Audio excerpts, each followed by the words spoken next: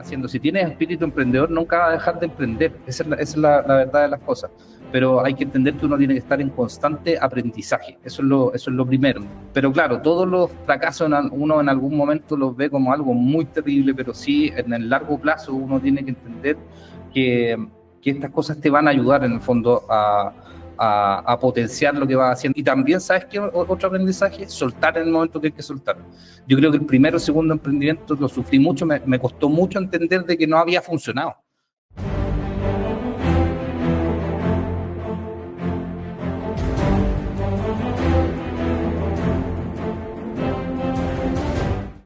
Hola, bienvenidos a un nuevo capítulo de Personas que Inspiran.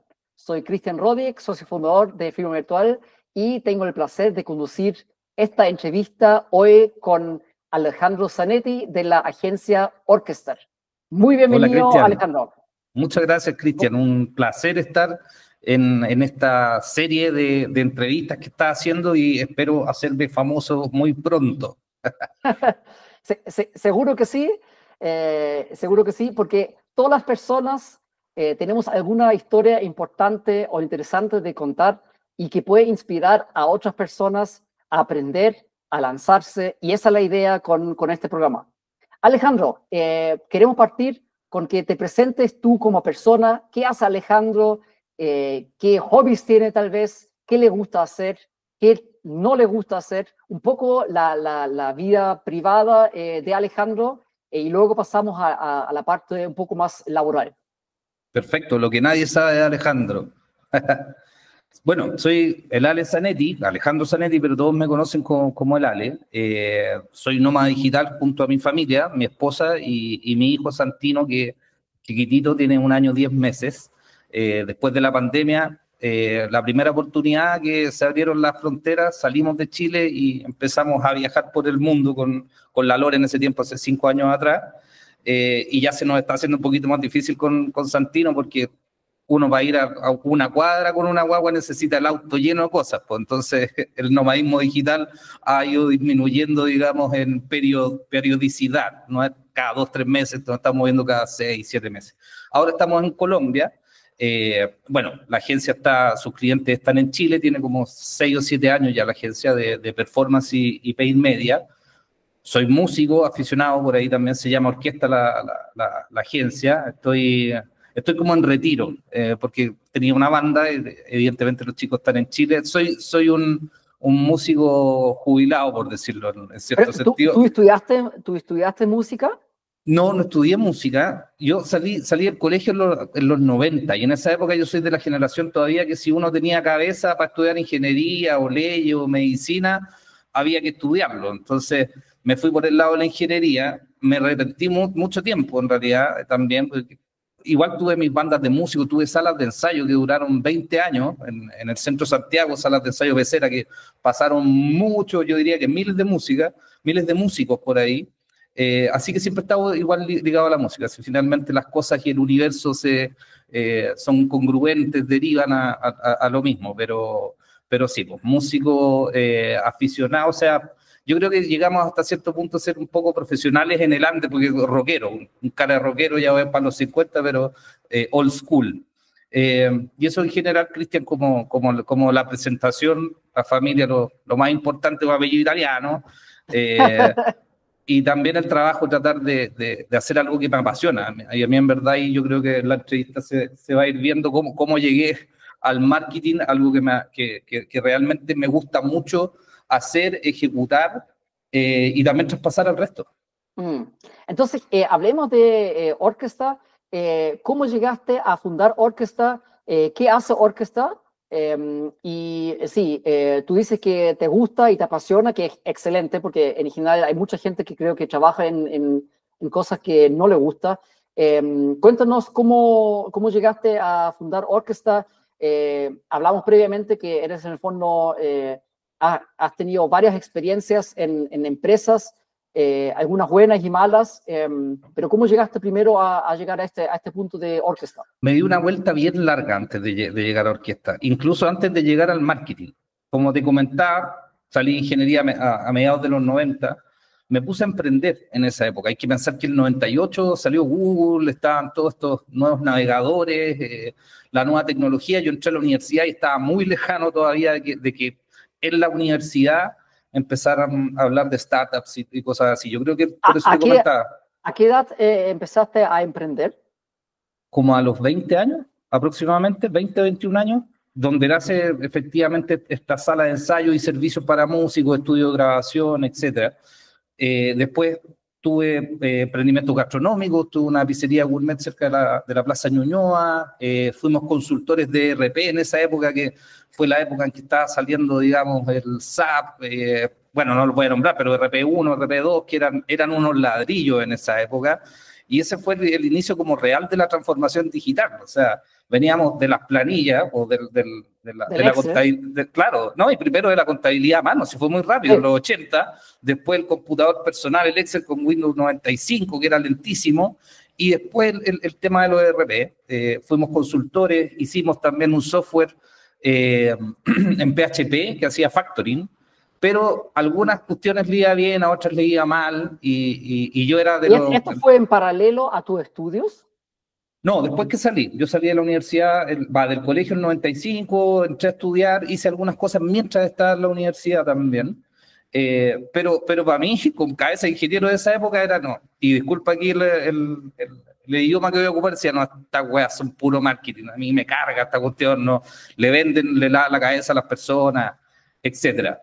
Pero dado que tuve tanto emprendimiento, que a algunos le iba bien, a algunos le iba mal, no entendía por qué, porque yo era muy como centrado en el producto, como son muchos empresarios todavía hoy en día, me encontré con que había un plan de estudio y me puse a estudiar un posgrado en marketing sin mucha expectativa, y eso es la verdad.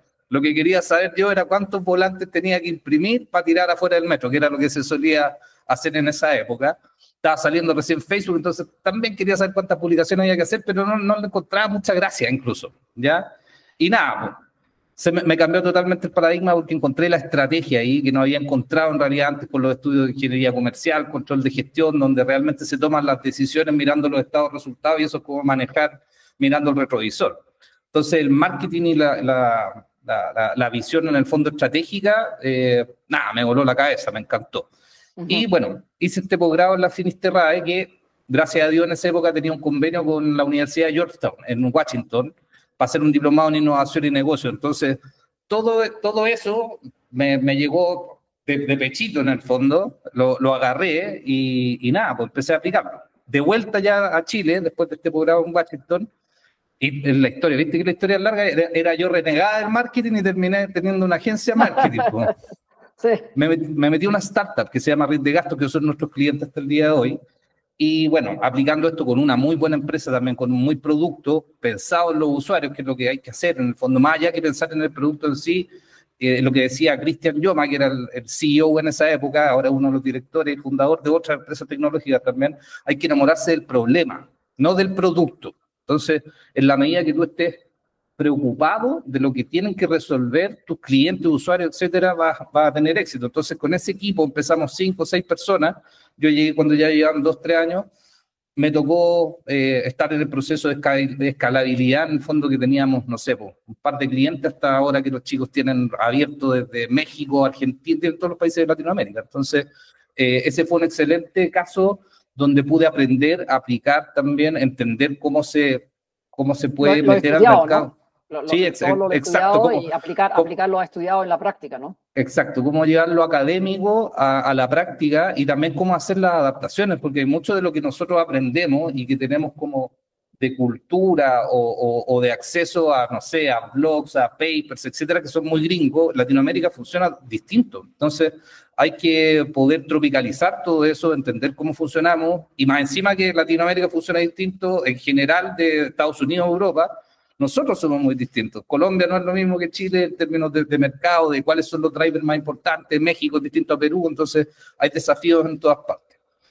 Sí, claro que chicos, sí. Las personalidades entre los diferentes países cambian, digamos. Yo también Totalmente. Lo he visto en Perú y México. Nosotros acá en Chile somos un poco más cuadraditos, un poco más puntuales, un poco más así.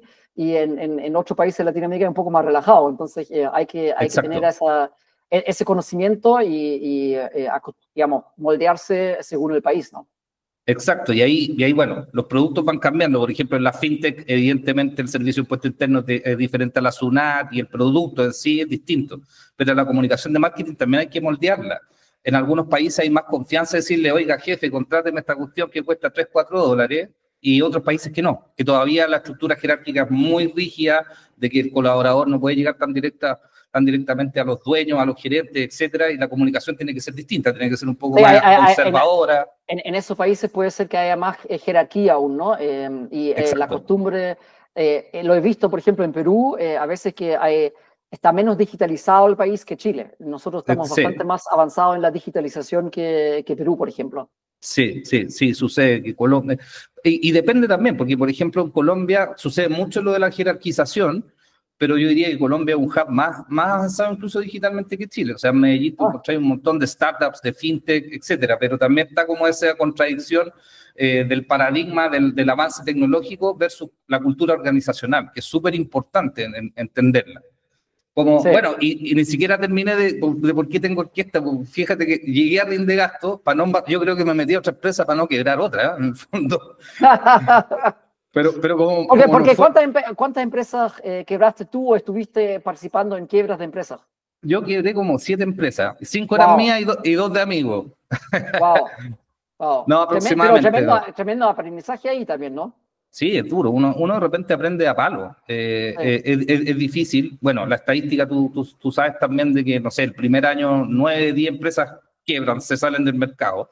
Y ahí vienen, bueno, vienen los aprendizajes y hay un montón de cosas que sacar. O sea, ser un emprendedor hoy en día es un tema de prepararse para una maratón. Y hoy en día, más que nada, está muy exigente de saber de muchas áreas, ¿ya? O tal Y vez por lo, un triatlón, ¿no? Un Ironman, porque en el o un fondo, Ironman, tienes razón, porque un incluye Ironman. otras revistas, no solo el correr largo, sino bicicleta y natación larga Claro, también. claro, tener Sí. múltiples habilidades y dentro de eso también, como ser humano, no sucumbir ante el estrés, la presión, todo se ha vuelto mucho más rápido.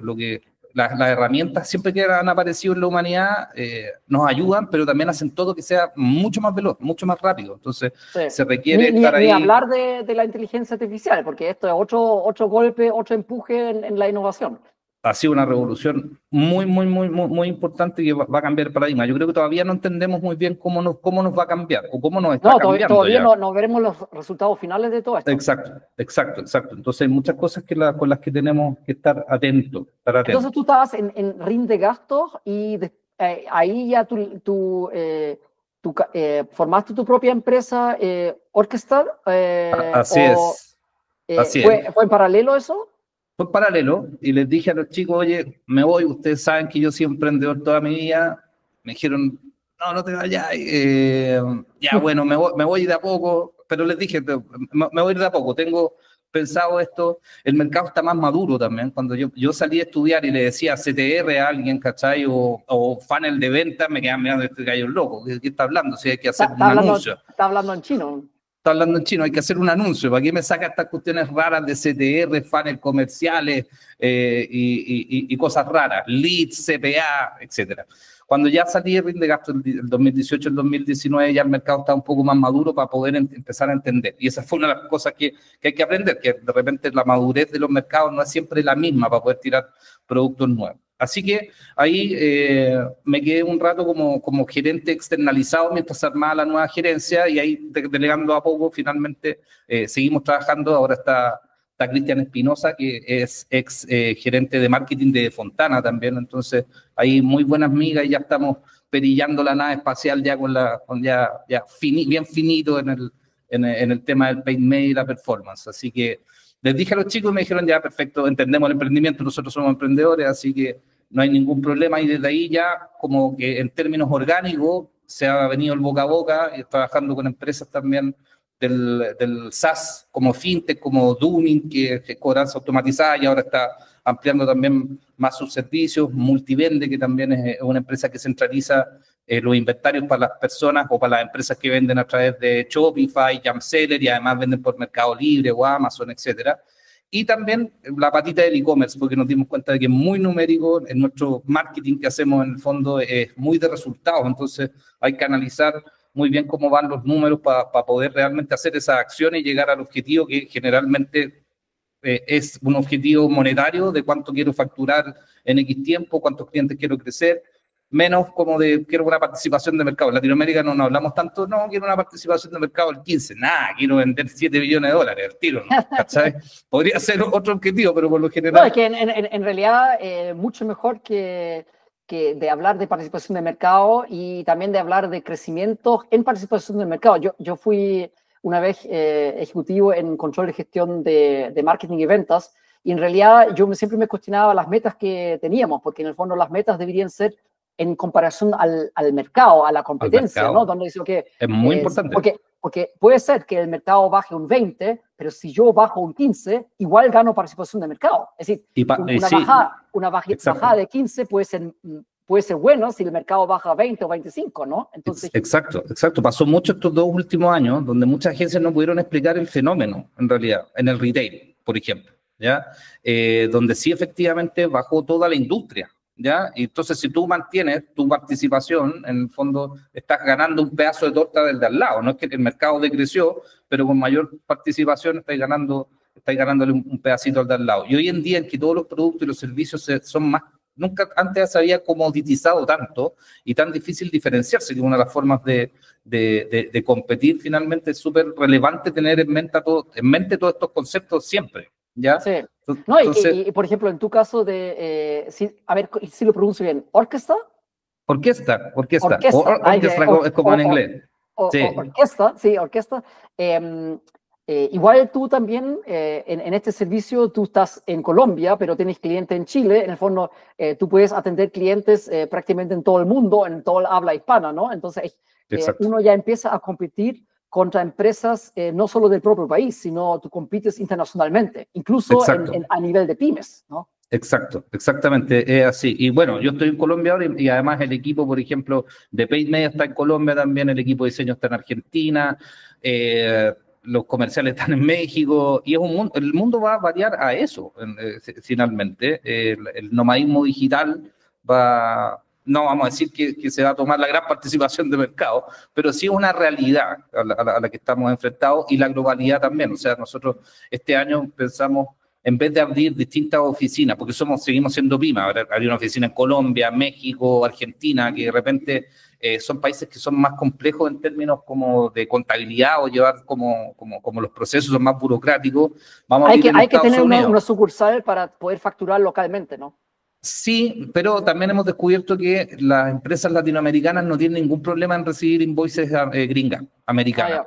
Entonces, como que lo más cómodo en este instante para nosotros es abrir una sucursal, y ya está como, ya han hecho el scouting otras empresas, ya en Delaware o en Nuevo México, en Miami, y poder facturar, digamos, para Latinoamérica. No hay tanto problema. Sí les causa más extrañeza, no sé, a una empresa colombiana recibir una factura chilena, ¿cachai? Pero no hay problema con invoices gringas, yo creo, de Estados Unidos, sí. De repente una buena estrategia para pymes que están creciendo y que quieren vender hacia otros países, en vez de abrir tal vez sucursales en otros países, sería abrir la sucursal en Estados Unidos y facturar desde ahí, ¿no? Exacto, sobre todo si son servicios, no tienes que andar moviendo productos, inventarios, ¿cachai? Yo creo que es una solución elegante. En algún momento va a hacer contrataciones y todo, y en el momento en que empiece a crecer en ese sentido, yo creo que sí, ahí es momento de poner, digamos, la sucursal en el país y abrirla. Y es que además hay cuestiones, tú sabes, pues, hay abierto Perú, México también, de repente tienen algunas cosas como bien burocráticas, entonces, y eso burocrático resulta en costo, en gasto para la empresa. Entonces uno tiene que actuar como la pyme es un mamífero chiquitito que se tiene que andar moviendo y ser bien escurridizo y inteligente para saber dónde pone sus recursos. Sí, totalmente. Alejandro, hablemos brevemente también de Orquesta. ¿Qué hace Orquesta? ¿Quiénes son los clientes y qué servicio presta Orquesta? El día a día de Orquesta es ver performance y paid media, y últimamente nos hemos dado cuenta que siempre hemos tenido el espíritu de growth, de una agencia de growth, aunque nunca nos hemos llamado así. Yo creo que este año también va a haber un cambio ahí en 180 grados, de cómo nos comunicamos nosotros. Esto es como pastelera tus pasteles, el marketing de la agencia de marketing, porque finalmente han salido muchas agencias que han dejado la embarrada, finalmente, hacen promesas que no pueden cumplir, onda, vamos a duplicar, triplicar tu venta, si ni siquiera han visto tus números, eso no se puede hacer, es irresponsable. Entonces, disculpa que vuelva un poco atrás, porque seguramente hay personas que nos ven o que escuchan, porque también tenemos este canal en Spotify, donde nos pueden escuchar por podcast. Esos servicios, paid media, growth, un poco en español, ¿qué significa eso un poco en sí, términos, claro. términos profesionales? Sí, paid media es la gestión de anuncios en plataformas digitales de pago, como Google, ¿cierto? Las campañas de búsqueda, las campañas de ficha de producto, las que vemos típicamente, no sé, cuando uno se quiere comprar una zapatilla, aparecen fichas de producto. Eso lo administramos nosotros a través de Google, a través de Meta, que tiene Instagram, Facebook y WhatsApp también, que se pueden hacer campañas. También se pueden hacer este tipo y otro tipo de campañas de generación de leads, etcétera. De TikTok también.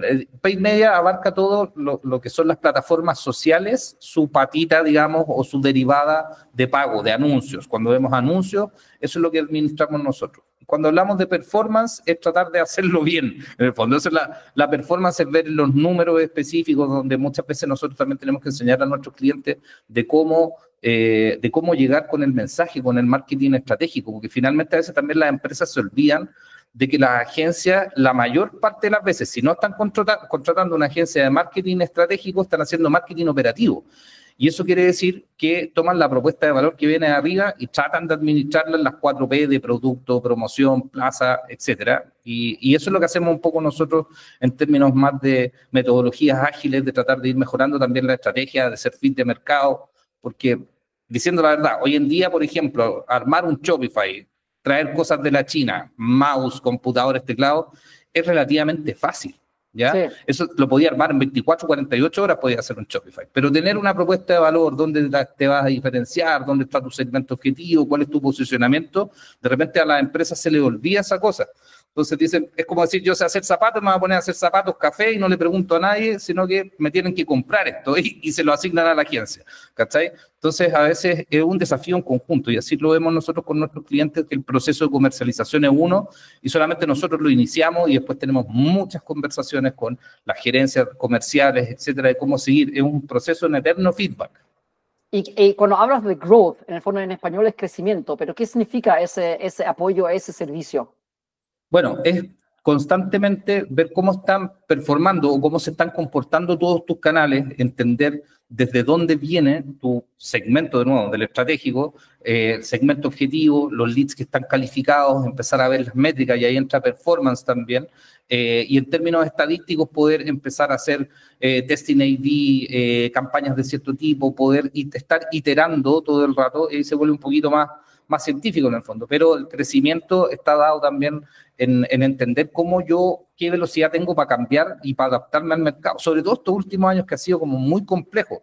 Si te fijáis, tuvimos una anomalía gigante en pandemia, que fue que ingresaron lucas a la economía subvencionadas, o semi-subvencionadas, que fueron los retiros del 10%, entonces hubo categorías que no deberían haber crecido en esa época, como compra de televisores o cosas de ese estilo, después bajan, ¿cachai? Entonces, ¿cómo te adaptáis tú a eso? Si venís, esperáis tener las mismas ventas del 2024 al 2022, esas cosas no pasan. Entonces, no, es que es anormal ese tiempo. Es anormal. De hecho, porque la gente, en el fondo, de hecho, compró cosas que supuestamente debiesen sido de necesidad básica y compraron cualquier otra cosa, entró todo el consumo, y ahí tuvimos también el alza de inflación en muchos productos y servicios posteriormente, ¿no?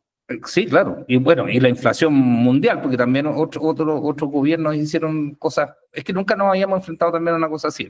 Como mirar para atrás y decir que estuvo mal o bien, no va tanto por ahí mi ejemplo. Más que nada es como para decir de que hay que estar atentos a poder cambiar rápido. Ese es el tema, ¿cachai? Entonces, en ese sentido, tener unas métricas claras, ver que tu foco va a ir, no sé, con OKR, KPIs, que son los números en realidad que van tu objetivo, y cómo tú vas a ir midiendo la temperatura de tu estrategia, finalmente, ¿cachai? Entonces, ese es el core de nuestro negocio, como acompañar a que realmente nuestros clientes obtengan esos objetivos comerciales y entender bien el camino a dónde nos estamos enfrentando.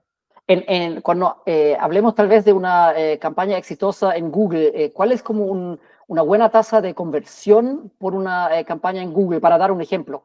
Sí, la primera métrica que uno ve en Google, en las campañas de búsqueda, si uno busca, no sé, zapatos o software, software de contabilidad, ¿ya? En Chile, Latinoamérica generalmente una buena tasa de CTR debiese estar sobre el 5% cuando ponen software contable. Si es que ponen la marca justo, ¿cachai? Debiese tener CTR, que el CTR, de nuevo, la cantidad de humanos que hicieron clic, porque aquí no son robots, cantidad de humanos que hicieron clic sobre 100 anuncios, ¿ya? Entonces, los CTR cuando son branded content, contenido brandeado, donde se nombra la marca, debiesen estar en torno a más allá del 20% incluso, ¿ya? Entonces, si la gente en nuestro caso, de mi otra empresa, busca firma virtual, debería estar arriba del 20% en esos términos de búsqueda, ¿no? Cuando están buscando firma virtual, exactamente, y cuando están buscando tu competencia, que debiese estar también en esa misma campaña, también debiese estar sobre el 20%. Si estáis sobre el 30-40, lo estáis haciendo perfecto, ¿ya? Y si están buscando cómo firmar digitalmente, que ya es una keyword, digamos, del core de negocio, si tenéis 7%, vais bien, porque no está, en este mundo no estás solo. Es una categoría que ya tiene competencia, eres conocido, sí. ¿Cachai? Esa es la primera métrica. Y después, cuando llegan a tu sitio, debiesen tener una tasa de conversión del 2, del 3%. Ojo, estos son benchmarks. Generalmente los benchmarks, de nuevo, vienen de Europa y vienen de Estados Unidos, ¿ya? Entonces, si que en Europa, en Estados Unidos, tenemos 2, 3%, aquí deberíamos exigirle 3, 4 puntos más, debiésemos tener 5, 7%, y va a depender mucho también de cómo estás captando ese lead. A través de formulario, por ejemplo, cada vez la tasa ha ido decreciendo. Está la inteligencia artificial conversacional hoy en día, que es súper importante, que te podéis meter a un chat, a WhatsApp incluso, donde se puede desarrollar mucho más fácilmente también esa conversión. Entonces, vemos movilidad en todas esas partes. Vamos viendo todos esos números y después, evidentemente, ese pasa a la fuerza de venta lo tiene que contactar. Ojalá en 7 horas, porque si pasan 24 horas ya se fue para tu competencia, ¿cachai?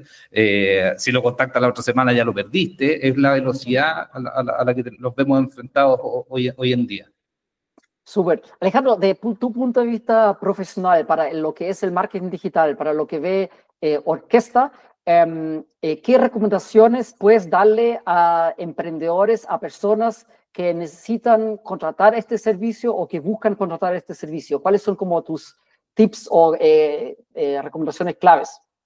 Mira, lo clave acá es entender de marketing estratégico, entender de marketing, ¿ya? En términos de cómo está mi empresa en el ecosistema con respecto a la cantidad de clientes, con respecto a la cantidad de proveedores, mi competencia, etcétera. Entender eso porque finalmente cuando se derive a una agencia que te va a hacer los anuncios o que te va a hacer el diseño, tiene que estar con un objetivo y tú tienes que tener claro de que estás compitiendo y competir significa diferenciarse, ¿ya? Hay 2 formas de competir, solo 2, ser líder en costos y diferenciarse. Ser líder en costos nadie quiere serlo porque no es viable en el largo plazo. Y ojo, es ser líder en costos, no líder en precios, que de repente muchos se equivocan de bajar los precios y arruinan categorías e industrias completas, ¿ya? Nadie lo quiere hacer. Uno puede ver muchos casos, que hasta el supermercado que dice, tengo siempre los precios más bajos, no es tan cierto, porque tiene que diferenciarse. Y diferenciarse es complejo en un mundo que se ha comoditizado. Todas las cosas se han vuelto como más commodity, ¿ya? Entonces, hay que ser bien estratega en ese sentido. Hay que saber de que tú puedes tener 4 pestañas abiertas al mismo tiempo y estar evaluando 4 opciones. Entonces, no te puedes equivocar en ninguna parte. Y para eso lo importante es tener una propuesta de valor sólida que te la va a dar la investigación de tu mercado y ojalá, si es que eres pyme, poder tener un nicho súper importante al cual atender, no perderlo, como decirle, no le pegue el palo al gato. Si encontraste el gato, abrázalo, abraza al gato, hazte amigo del gato, no le pegues un palo en este momento. Hazte amigo del gato, eso está bueno. Hazte amigo del mago, abraza a tu gato, exactamente. No lo dejes ir. Está bueno. Sí, está y bueno, el resto, como te digo, el resto son cosas operativas, ¿ya? Por ejemplo, a los de diseño siempre les pasa de que, no sé, están media mañana viendo si el rojo es muy rojo tomate, muy rojo sandía, ¿cachai? Entonces, ¿qué tanto mueve la aguja eso en tu estrategia, ¿cachai? Versus de cuál es tu propuesta de valor real, que no siempre tiene que ser ofertas, promociones, etcétera, sino de que lo que hablamos al principio, enamórate del problema de tus clientes y ahí recién se va a entender y vas a poder pasar fluir a la eso es súper importante, de verdad. Yo también quiero reforzar esa idea porque yo también llevo harto tiempo emprendiendo, ya voy para el 8º año y la mayoría de los emprendedores fracasa porque se enamora de la solución, trabaja día y noche para crear una solución sin pensar en el problema de las personas. Hay que enamorarse de los posibles usuarios y clientes y sus problemas. Eso es lo más importante. La solución, de hecho, la solución puede ser a principio, y tiene que ser a principio incluso fea, y te tiene que dar como vergüenza cuando creas algo a principio, pero si tú le solucionas el dolor de cabeza a un cliente, a una persona, a una empresa, vas a tener mercado, vas a tener demanda, independiente que no sea perfecta esa solución. Entonces, eso es súper importante, que enamorarse del problema, clave. Sí, totalmente. Cuando las personas, empresas, busquen una agencia de marketing digital, ¿en qué se deberían fijar en el momento de cotizar? ¿Qué preguntas deberían hacer? ¿Dónde deberían como un poco tener ojo? Mira, fundamental como a alto nivel, es primero entender qué es lo que están contratando. Y por eso lo uno con la pregunta anterior. ¿Qué es lo que estoy contratando? Estoy contratando una agencia 360 que quiero que me vea todo, quiero que me vea diseño, quiero que me vea identidad, marca, anuncios, etcétera. Si voy a contratar una agencia así, ojo, no me puede cobrar $300, ¿ya? Porque también he escuchado muchos emprendedores que dicen, uy, no, la agencia me ha dejado el desastre, los anuncios, ¿cuánto les pagáis? $150. Divide eso con la cantidad de clientes que tiene que tener ese equipo, pensando que un squad, una célula de negocio, a mí me cuesta $5,000, $6,000 mantener un equipo. Imagínate, si cobrara $150 tendrían que atender como a 40, 50 clientes, con suerte van a tener tiempo para meter los anuncios así nomás, ¿cachai? No pueden hacer muchas cosas estratégicas. Eso es lo primero, entender qué es lo que está haciendo la agencia, ¿ya? Si una agencia como la nuestra, de performance, paid media, que entienda quiénes son las personas que están atrás de esa agencia también, ¿ya? ¿Quién está operando ahí? Y hoy, hasta el día de hoy, quizás incluso hasta pedir referencia, ¿ya? Onda, perfecto, si tú dijiste que trabajaste con Pepito, ¿me puedes dar el contacto de Pepito para yo preguntarle cómo trabajas? Porque uno va a las páginas hoy día y todos han trabajado con Coca-Cola, por ejemplo. ¿Cachai? ¿Te fijado? Nuestros clientes, y salen todos los clientes del mundo que le pueden haber hecho, no sé, un anuncio chiquitito alguna vez en su vida.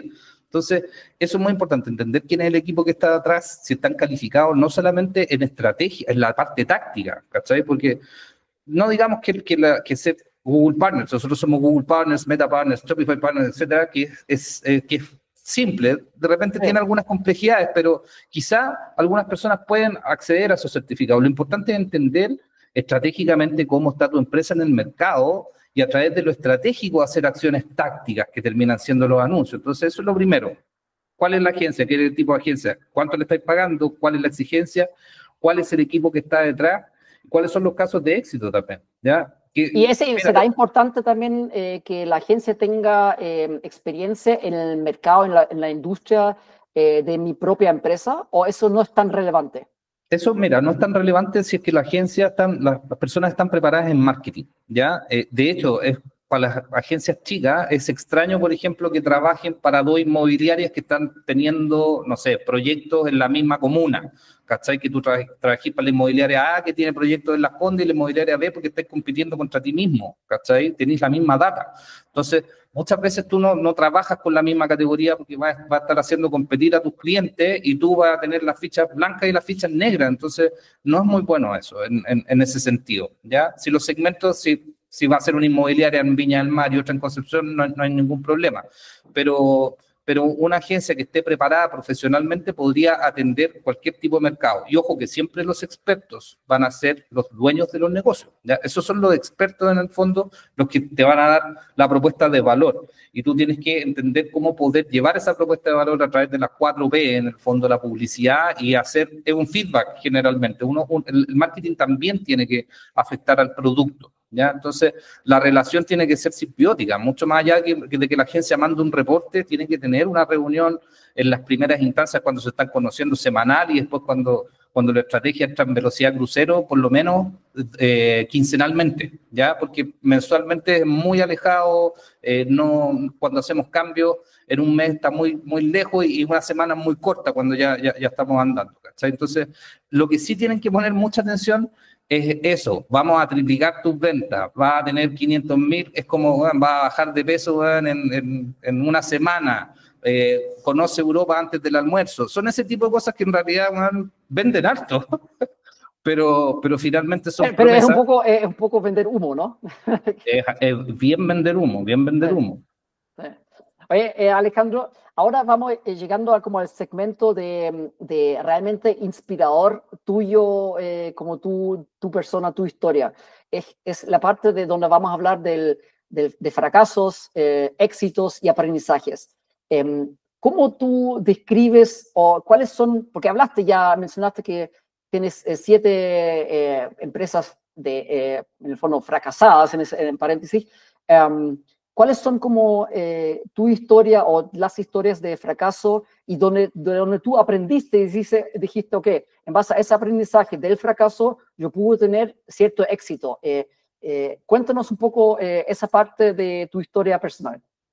Sí, bueno, importante que también ser emprendedor viene muy de la mano con la familia, con lo que haces día a día. O sea, lo que tienen que estar separados ahí siempre son las cuentas bancarias, porque si no empieza a quedar el desastre.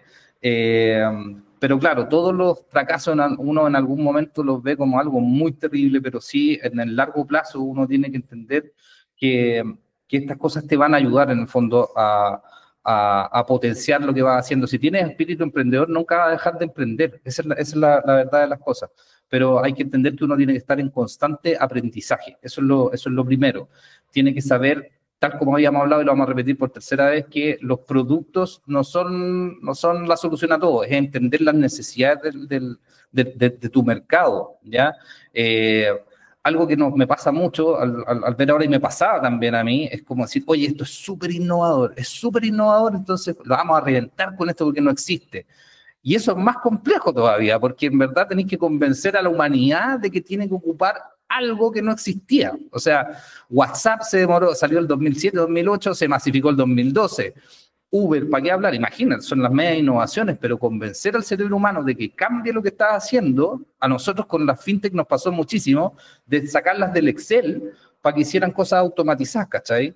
Pero Pero igual, en general, las innovaciones se basan en tecnología o avances anteriores. Digamos, no sé, WhatsApp, antes había SMS, habían otro tipo de mensajes, ¿no? Messenger, es decir, el tema de los mensajes es algo súper antiguo, no es algo novedor, pero que claro, hay ciertos elementos que lo hacen después explotar y que todo el mundo lo quiera usar, ¿no? Y que todo el mundo lo quiere usar, exactamente. Entonces, está el factor humano metido ahí todo el rato, ¿cachai? En cómo lo popularizo. Y como WhatsApp, hay un millón de soluciones como WhatsApp, pero ¿por qué la gente elige WhatsApp? ¿O por qué la gente elige Uber? Bueno, después empezaron a salir. Cuando tú le achuntáis lo que decías tú, uno le apunta al producto que es feo al principio, que lo va mejorando, y la industria se va dando cuenta, empieza a salir de la competencia. Y todos los productos son copiables hoy en día. Entonces, tu marca es la que tú tienes que brindar, en el fondo, que te va a dar el mejor servicio, ¿ya? O sea, salieron todas las plataformas de streaming, salieron todas las plataformas de arriendos de vehículos, de arriendos de casas como Airbnb, etcétera. Empieza a salir la competencia. Entonces, lo primero es entender el mercado en que estáis, ¿ya? Si es que algo nuevo va a ser complejo, no va a ser tan fácil decirle a la gente que deje de andar a caballo para que ande en auto. La gente cree que fue un día para otro, pero no es así, ¿ya? Es complejo. Y si te vayas a meter a un mercado que ya está en competencia, en crecimiento, entender dónde están tus fortalezas y tratar de anicharse. Si no tienes grandes, digamos, capacidad financiera, sí o sí tenés que tener una propuesta de valor que vaya a un nicho específico, atacarlo y abrazar al gato. De nuevo, abraza tu nicho. ¿Cómo esos 7 quiebres o fracasos, cómo superaste eso? ¿Qué sentiste en ese momento? ¿Qué hiciste para superarte, para levantarte y seguir adelante? Y después crear la empresa que tú tienes ahora actualmente. Pero ¿cómo fue como esa vivencia? ¿En quién te apoyaste? ¿Quién te ayudó? ¿Lo hiciste Bueno, tú solo? la familia es fundamental. ¿No? Y la familia es fundamental. A nosotros nos tocó vivir la crisis asiática, que fue a finales de los 90. Y me tocó 98, ¿no? 98 fue, sí, Sí. exacto. Me tocó ver muchos casos de familias que se desarmaron porque se desarmó la empresa familiar. A nosotros nos tocó que una de estas empresas nos fue mal y era una empresa de corte familiar y quedábamos comiendo pan con queso literal en una plaza, ¿ya? Entonces, lo más importante es la familia, ahí está la abundancia, que también estamos hablando con un gurú en la mañana, versus la riqueza que es la monetaria, la abundancia es lo que tú tienes, digamos, en el día a día y va más allá de lo que se puede acceder con el papel moneda, ¿ya? La familia, la meditación, es fundamental para mí, descubrir la meditación. Es difícil como para un occidental, ¿cachai? Porque uno ve a gente que medita, no, cuestión de ponerse una sábana a día, cerrar los ojos, hacer om. No es así. Es un sistema, digamos, que deberíamos empezar a aprender un poco más porque finalmente es escucharse, ¿ya? Uno tiene muchas chimuchinas en la cabeza todo el rato, entonces la meditación al menos te permite estar un poco más calmado y poder estar en este trance. Fumé por mucho tiempo cuando fui papá, ahora hace 2 años dejé de fumar. Y sí, en realidad tener una vida lo más tranquila posible, de nuevo entendiendo de que somos triatlonistas los emprendedores, de tratar de llevar todo en su justo equilibrio. Y también, ¿sabes qué? Otro aprendizaje, soltar en el momento que hay que soltar.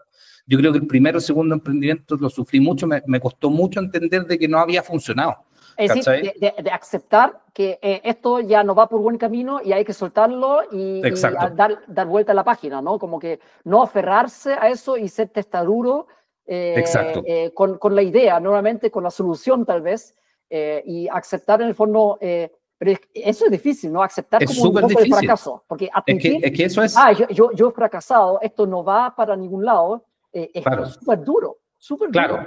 En el fondo, no esperes que llegue la gente que se va a llegar los muebles embargados y tú has firmado el último mueble. No, suéltalo antes, ya no funcionó, ¿cachai? Y tómate tu tiempo. Bueno, finalmente nosotros sabemos de que los emprendedores o tenemos el emprendimiento o nos empleamos o trabajamos, pero hay que llevarlo en términos más light. Y ahí lo uno un poco antes a la importancia de la familia, la importancia de tener relaciones, de entender que la abundancia, digamos, está en el mundo más allá que en el tema monetario. Finalmente, los emprendedores exitosos son los que están enamorados del proyecto más allá que de las lucas. Las lucas es un tema de que va a venir si es que tú estás haciendo bien el trabajo que estás haciendo, ¿cachai? Sí.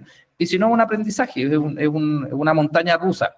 Eso es la vida. En ese sentido, a ti, tú hablas de la familia. En tu caso, nunca nadie de tus amigos y tus familiares te han dicho, oye Alejandro, ¿te das cuenta ya después de la sexta vez, esto emprender no es lo tuyo, búscate un trabajo normal? Son todos iguales, man. En verdad, vengo como de familia también de que son busquillas. En realidad, o hacen negocios, andan haciendo sus cositas, pero son más artistas. Yo soy la oveja negra de la familia en realidad, porque mis hermanos son músicos, poetas, etcétera, mis primos también. Y mis amigos son todos emprendedores, en verdad. Entonces, entonces en vez de decirme, oye, no van conmigo. Avivan más la llama del emprendimiento, así que no. Porque muchas veces le pasa seguramente a la mayoría que tal vez el emprendedor, tú eres el primer emprendedor en la familia y tus amigos son todos empleados en grandes empresas y después, a mí me ha pasado, es que en realidad, y cercano, ¿no? Y que no te das cuenta que esto no es lo tuyo, no es para ti.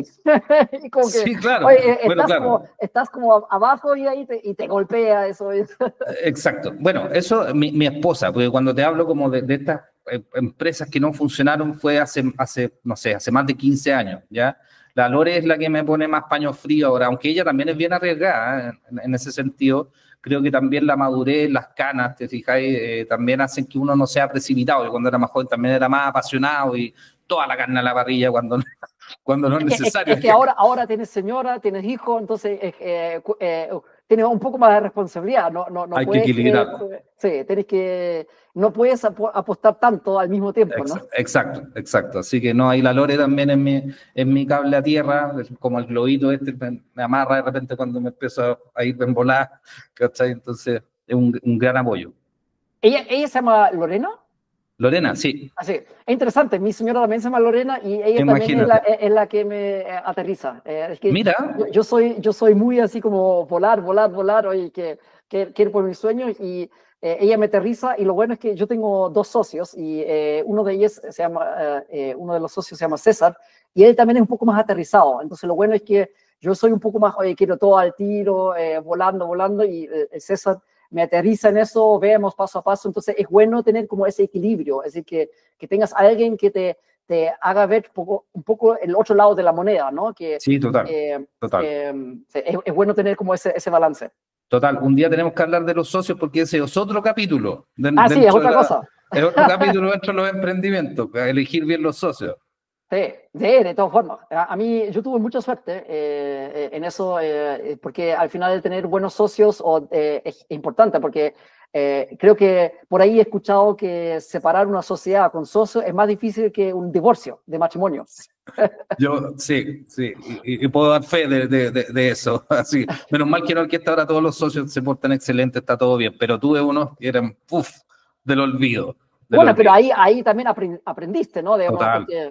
Totalmente. Nunca encuentren un socio por plata nomás. Tiene que ser, se llama smart money ahora. ¿Ya? Sí. Si van a poner lucas, tiene que ser un aporte real para la empresa y tiene que tener la misma visión, el objetivo. Si no, va a ser un desastre, va a ser un lastre más, va a ser un problema más en vez que una ayuda. O sea, va a poner sus millones al principio y después va a tener el problema siempre.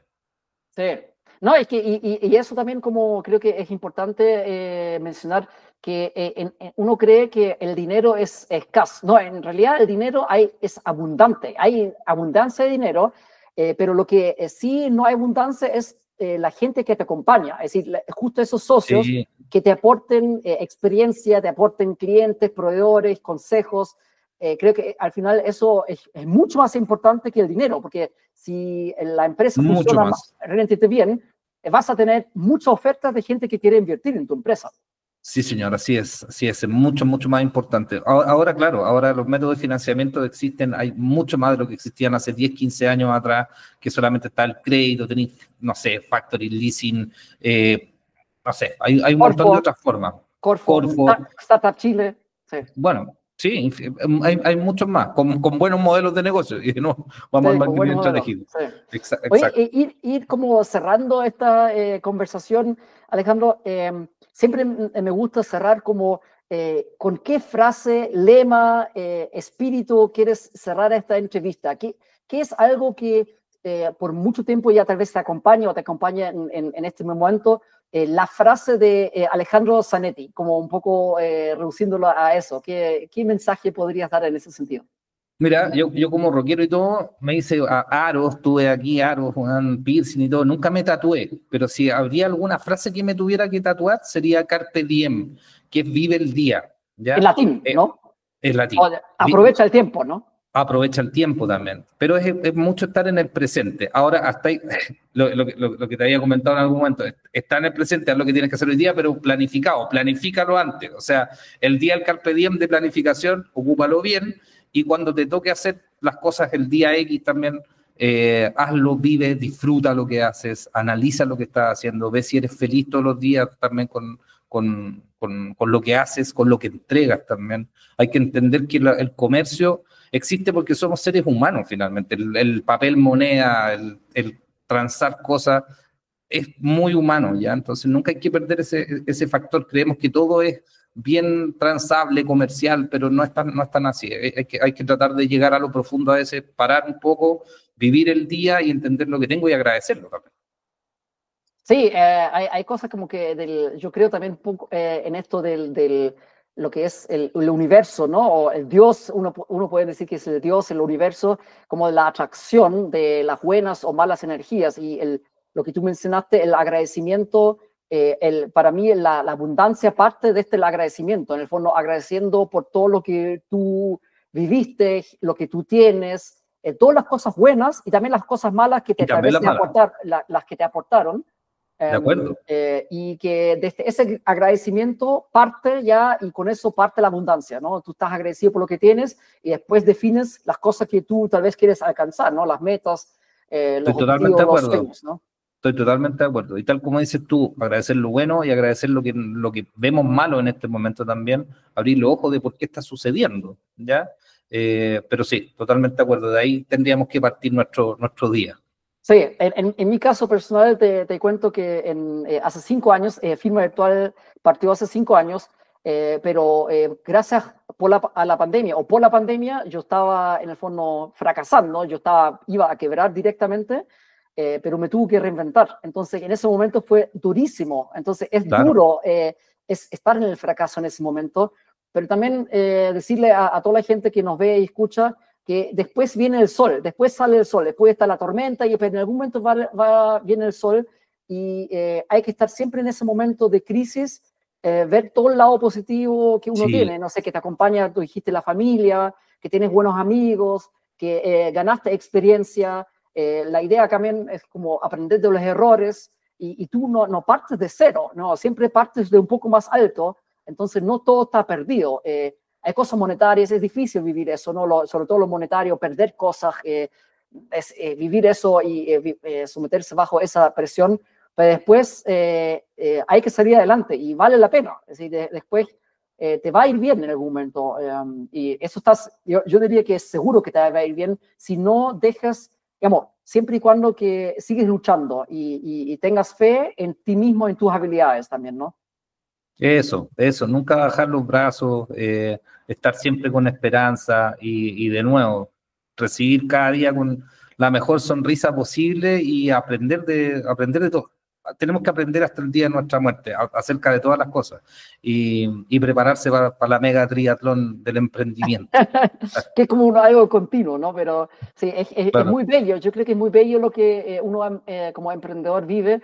Hay momentos súper difíciles, pero lo que tú también ves que dijiste, en el fondo, aquí estamos atendiendo personas. Entonces, ver que nosotros le brindamos un buen servicio y que las personas, a través de nuestros servicios, productos, logren sus propias metas, sus objetivos, es muy gratificante.